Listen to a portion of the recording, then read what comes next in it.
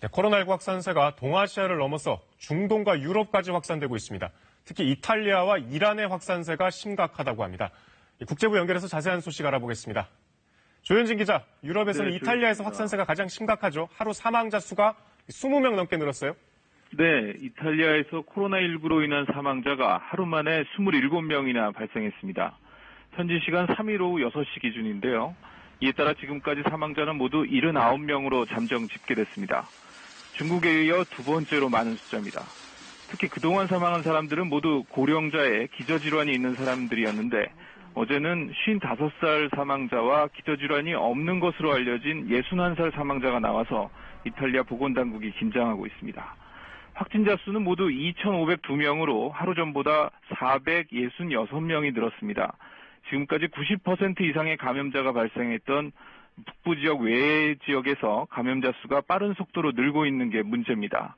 이탈리아 남부에 위치한 몰리세와 바실리카타 주에서도 첫 확진자가 보고되면서 사실상 이탈리아 반도 전역에 감염자가 분포하는 상황입니다.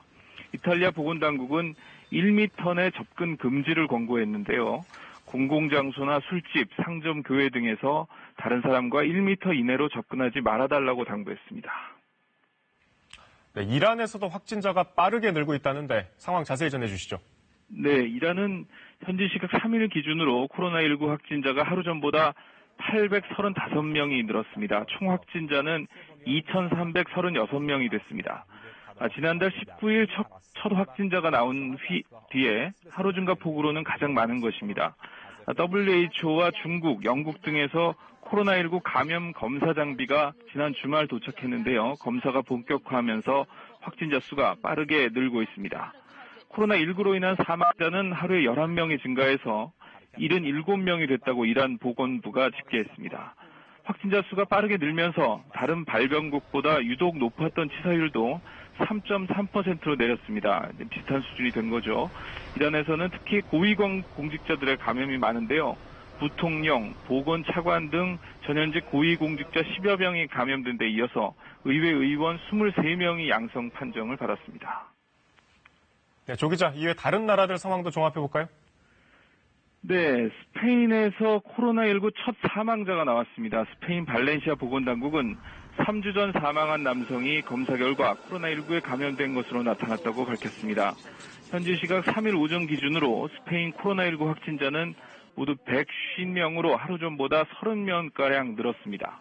독일은 확진자가 하루 동안 38명이 추가돼서 188명으로 늘었습니다.